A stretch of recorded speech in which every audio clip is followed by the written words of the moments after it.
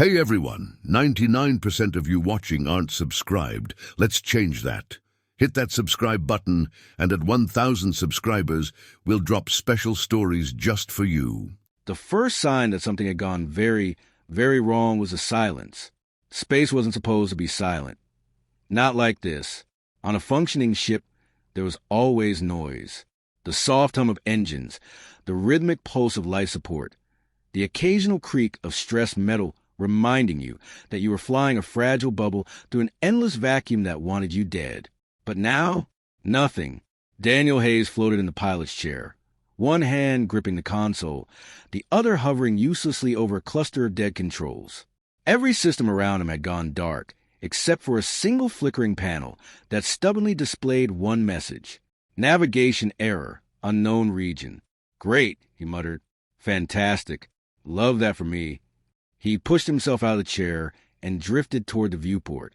Stars, thousands of them, stretched across the void in patterns he didn't recognize.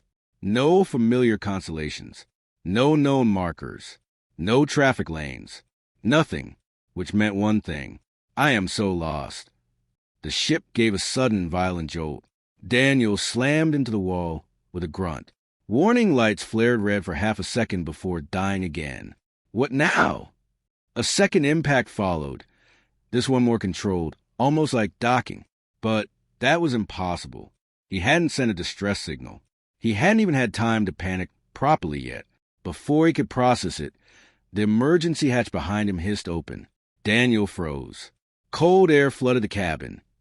Not the sterile, recycled kind he was used to, but something sharper, cleaner, alien. Footsteps echoed from the corridor beyond. Not boots. Not quite. He turned slowly, and immediately wished he hadn't. The figure standing in the doorway was not human.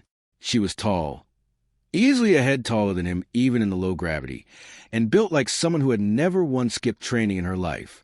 Sleek armor covered her body, dark and segmented, faintly glowing lines tracing along the edges like living circuitry.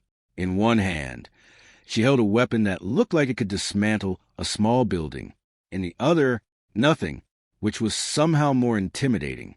Her skin had a faint iridescent quality, like it reflected light in subtle, shifting tones. And her eyes glowed, not brightly, not blindingly, but enough that he couldn't look away.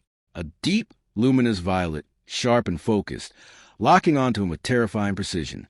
She stepped forward. Each movement was controlled, efficient, predatory.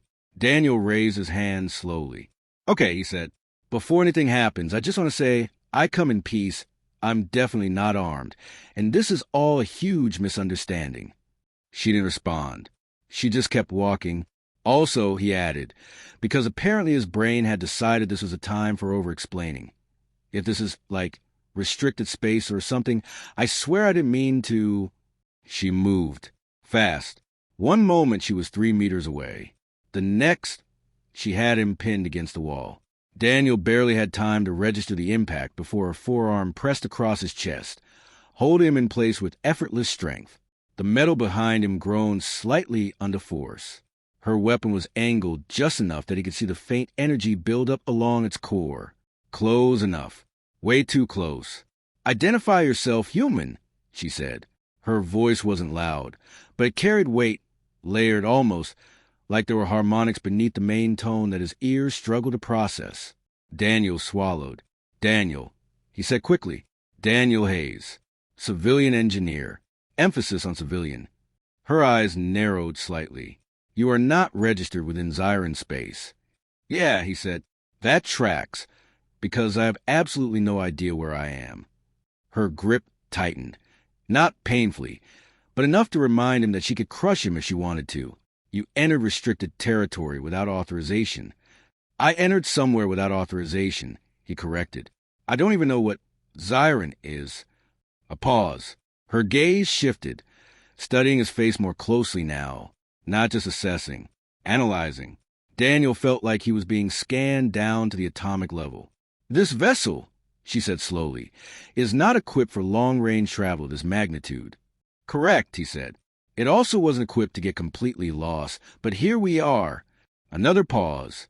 Something flickered in her expression, subtle, but there. Confusion? Curiosity? He wasn't sure, but it was enough to make his survival instincts loosen their grip just a little, which, unfortunately, was all his brain needed to betray him, because now that he wasn't entirely focused on not dying, something else pushed to the surface, a detail he hadn't fully processed before. Her eyes. Up close, they were different, not just glowing, layered. There were patterns in them, faint, shifting rings of light that moved almost like galaxies, slow and hypnotic. It wasn't just intimidating. It was... His mouth opened, and without consulting any higher authority whatsoever, he said, "Your eyes are kinda cute." Silence. Immediate. Absolute. Daniel's brain caught up with his mouth approximately 1 second too late. "Oh," he said softly. "Oh, that was a mistake." The alien warrior froze. Not in a threatening way. Not in a preparing to strike way. Just froze. Her grip didn't tighten. Didn't loosen. She just stopped, and then, very slowly, color began to rise beneath her skin.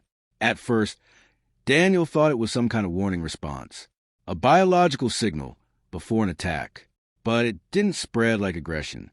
It spread like heat, starting at her cheeks, then moving outward, a deep crimson hue blooming across her face.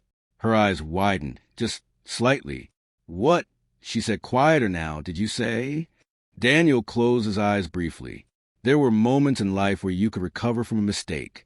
This did not feel like one of them. "I said," he began carefully, "that your eyes are kind of cute." The color deepened. Noticeably, her hand dropped away from his chest, as if she just realized she was touching him. She took a step back. Then another. "You..." She stopped, turning her face slightly away. "You used that term." Daniel blinked. "Yeah." Her shoulders stiffened. The red spread further. Down her neck now, faintly visible where armor didn't fully cover. "That term," she repeated, as if trying to process it, "is not casually applied." "Okay," Daniel said slowly. "Good to know. Wish I'd known that about 5 seconds ago." She didn't respond immediately. Instead, she stood there visibly recalibrating, which was surreal, because 5 seconds ago she had been one step away from vaporizing him. Now she looked flustered. Daniel stared. "Did I break you?" Her head snapped back toward him. "I am not broken," she said sharply. "Okay, good. Because I'd really prefer not to be the guy who accidentally breaks first contact." She hesitated again. Then more quietly, "In Zyran culture, such a statement carries implication." Daniel felt a sinking sensation in his stomach. "What kind of implication?" he asked, already dreading the answer. She met his gaze. Still red. Still very, very red. For a long, uncomfortable moment, neither of them moved. Daniel stood there with his back against the wall, hands still half raised, as if his body hadn't yet received the update that he was no longer in immediate danger of being vaporized.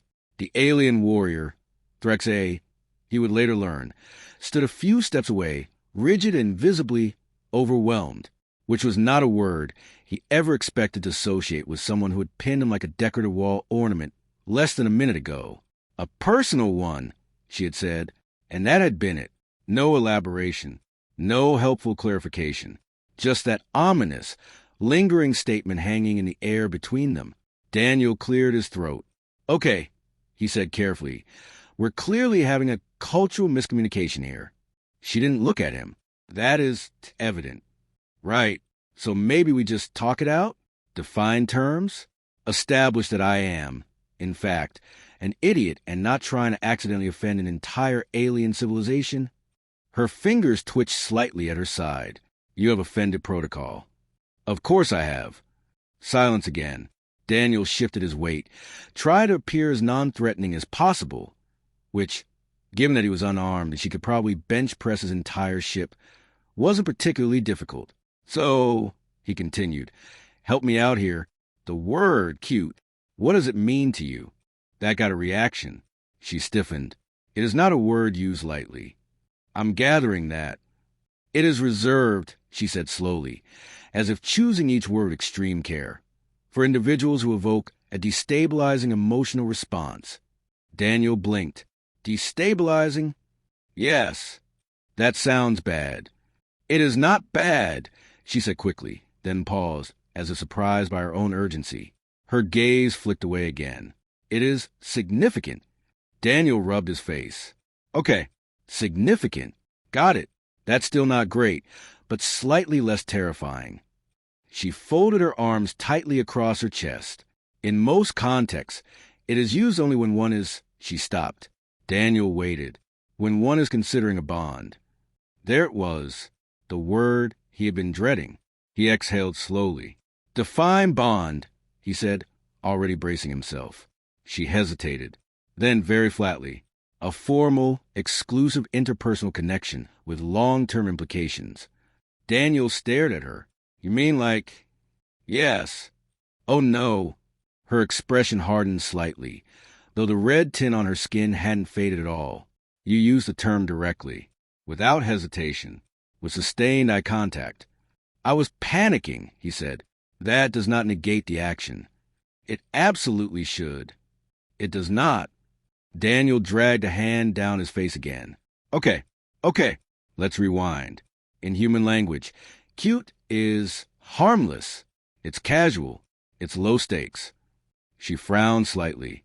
You apply it to those you wish to bond with. Sometimes, he admitted, but also to things like small animals, or aesthetically pleasing objects, or like a nice cup of coffee if it is foam art. Her entire posture went rigid. You compare me, she said slowly, to beverages? No, that came out wrong. And juvenile fauna. I said that earlier, yes, but I immediately regretted it. And decorative consumables. Okay, when you listen like that, it sounds insulting, but I swear it's not. She turned away sharply again, one hand rising to her face. This is highly irregular. I am extremely aware of that, Daniel said. You have made a declaration without understanding its weight. Yes. And now you attempt to redefine it. Yes. This is confusing. Daniel let out a short, helpless laugh. Welcome to my entire life. She didn't respond to that. Instead, she stood there in silence, shoulders tense, as if trying to process something far more complicated than a simple linguistic misunderstanding. After a moment, she spoke again, quieter this time. Why that word? Daniel blinked. What? Why choose that term? She said, still not looking at him. If it carries no intention? He hesitated. Because, honestly, that was a fair question. I didn't choose it, he said finally. It just came out. That is not how language functions. It is when you're about 2 seconds away from a panic-induced meltdown. She glanced at him briefly. Explain. Daniel gestured vaguely. Okay, so, brain under stress, survival instincts firing. You show up, look terrifying, pin me to a wall, my brain goes, say something non-threatening. She tilted her head slightly. And that was the result? Apparently. You attempted to reduce perceived hostility by initiating a bonding declaration. When you say it like that, it sounds strategic, he said. It was not strategic. She studied him for a long moment. You're either highly irrational, she said, or your species has deeply inconsistent communication patterns. Both, Daniel said immediately. Definitely both. Another pause. Then, very faintly, the tension in her shoulders eased. Not completely, but enough that Daniel noticed. If what you say is true, she said slowly, then your statement does not carry the intent it would among my people. Correct, he said quickly. No intent. Zero intent. Negative intent, even. She nodded once.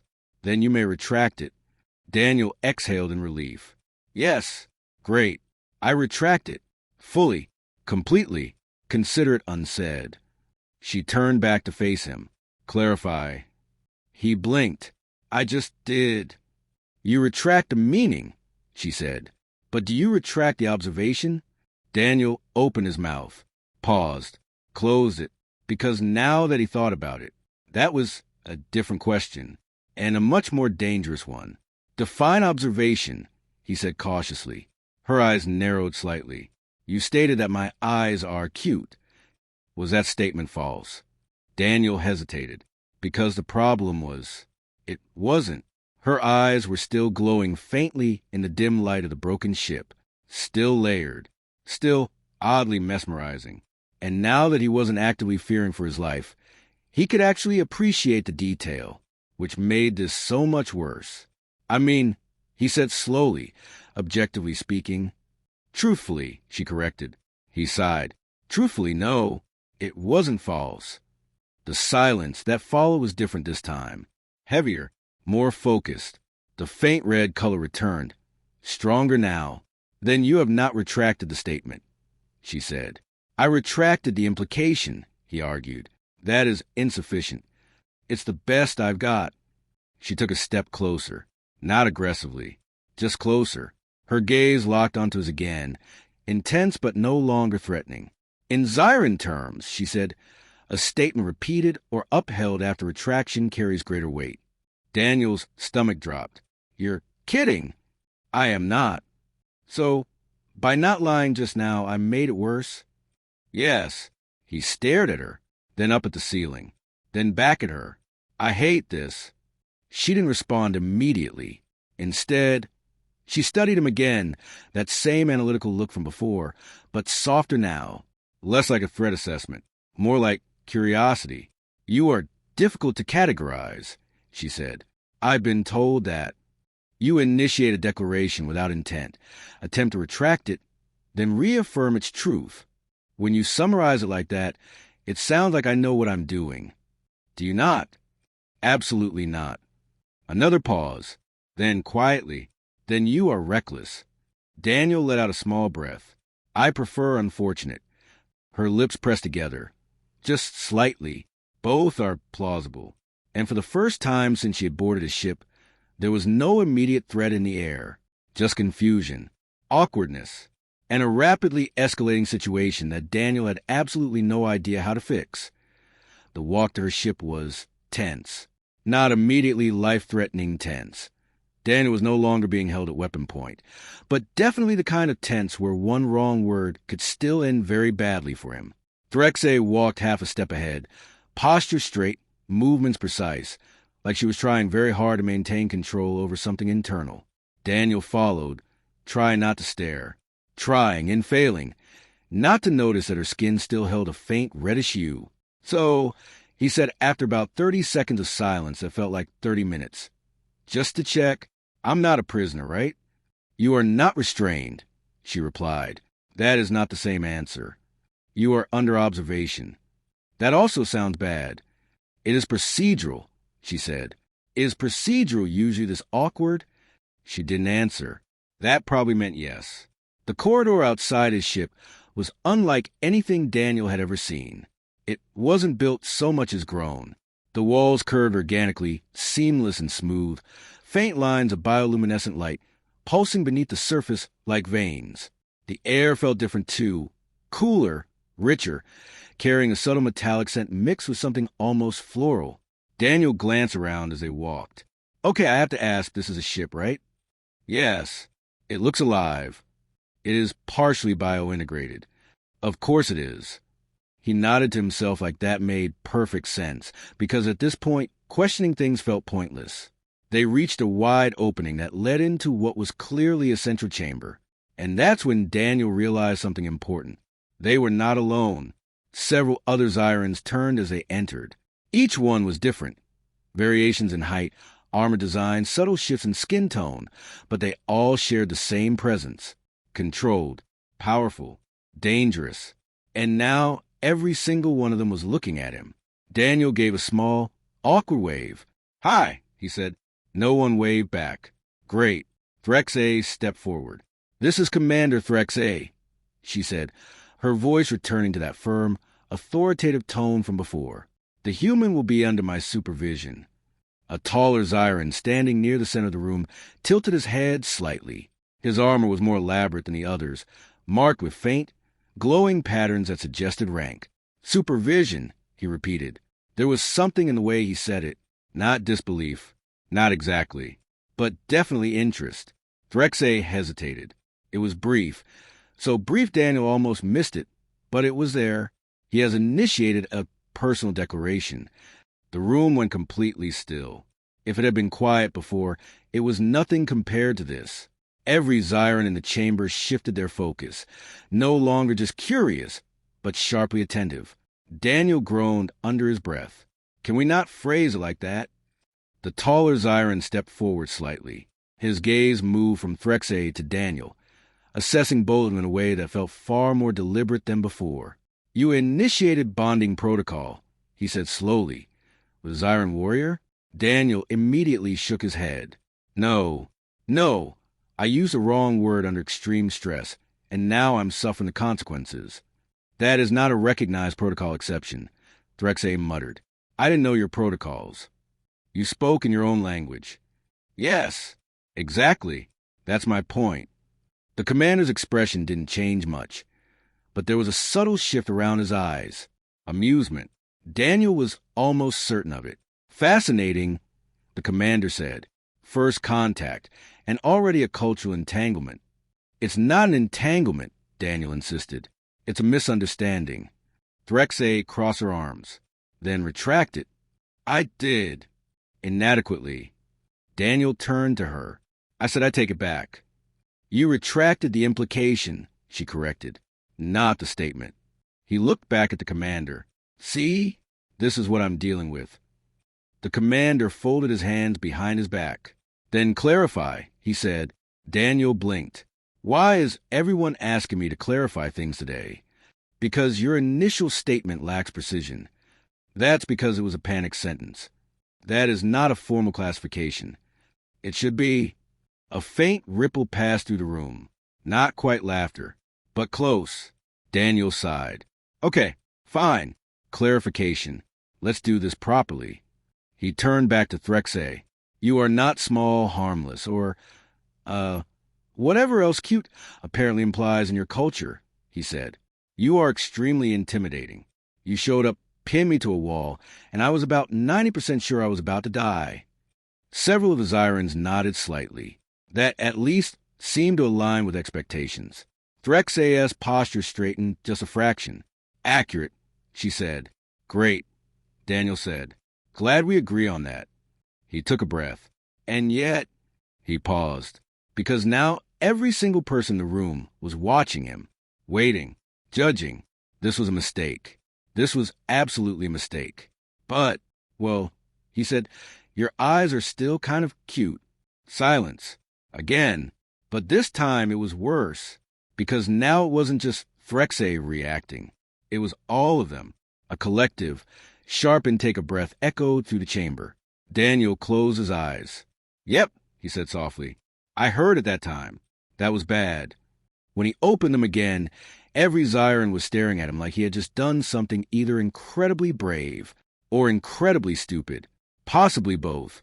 Threxay, however, Threxay had gone completely still. The red was back, stronger than before, spreading across her face, down her neck, even visible along the edges of her hands where her armor didn't fully cover. You repeated it, she said quietly. I clarified, Daniel corrected weakly, in the presence of witnesses. I did not realize there would be witnesses. The commander took another step forward. A second declaration, he said, publicly reinforced. I am not declaring anything. Daniel said. You have now affirmed it twice. Threxay said. I am explaining. There's a difference. In Zyron terms, she replied, there is not. Daniel looked between them. You're kidding. Neither of them answered, which was, unfortunately, an answer. He dragged a hand down his face. So just to confirm, he said, I accidentally said something weird, try to fix it, and now I've made it significantly worse? Yes, Threxay said. Correct, the commander added. Daniel stared at the ceiling. Fantastic. The commander's gaze remained steady on him. Your behavior is highly irregular, he said, yet consistent. That's not comforting. You show no signs of deception, the commander continued. Yet you persist in reinforcing the same statement. Because it's true. Daniel snapped, then immediately froze, because that had come out a little too honest. The room went still again. Daniel slowly lowered his hand from his face. That sounded bad, he admitted. It sounded sincere, the commander said. Threxay didn't speak, but she didn't look away either. And the red hadn't faded, not even a little. Daniel exhaled slowly. I am so out of my depth right now. Yes, Threxay said quietly. And for some reason, that didn't sound like a threat anymore. There was a very specific kind of silence that followed disaster. Daniel had experienced it exactly once before, when he accidentally shut down a station reactor for 6 whole minutes, and everyone had to stand there pretending they weren't thinking about worst-case scenarios. This silence felt worse, because at least the reactor hadn't been watching him. The entire chamber remained still, every Zyran present focused on him with an intensity that made his skin itch. And in the center of it, Threxay, still flushed, still staring at him. You have affirmed it, she said. Her voice wasn't sharp anymore. It wasn't commanding. It was steady, controlled, which somehow made it more dangerous. Daniel raised both hands again, like that might somehow rewind time. I clarified, he insisted weakly.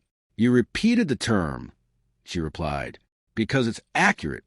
The moment the words left his mouth, Daniel closed his eyes. I need to stop talking. Yes, Threxay said immediately. A faint ripple passed through the room again, closer to actual amusement this time. The commander stepped forward, clearly far more entertained than he had any right to be. Human Daniel, he said, you're either exceptionally bold or catastrophically unaware. I'm going with the second one, Daniel said. A reasonable assessment, the commander replied. Daniel dropped his hands. Great. Can we resolve this now? Preferably in a way where I don't accidentally enter an alien marriage contract. That depends, the commander said, on whether the declaration is upheld. It's not upheld. Threxay spoke before he could continue. It has not been withdrawn. Daniel turned to her. I tried to withdraw it. You withdrew the implication, she said, not the observation. Because the observation is true. He froze. Again, the commander actually let out a quiet breath that sounded suspiciously like a suppressed laugh. You see the difficulty, he said. I see the trap, Daniel muttered. Threxay took a step forward. This time, no one reacted.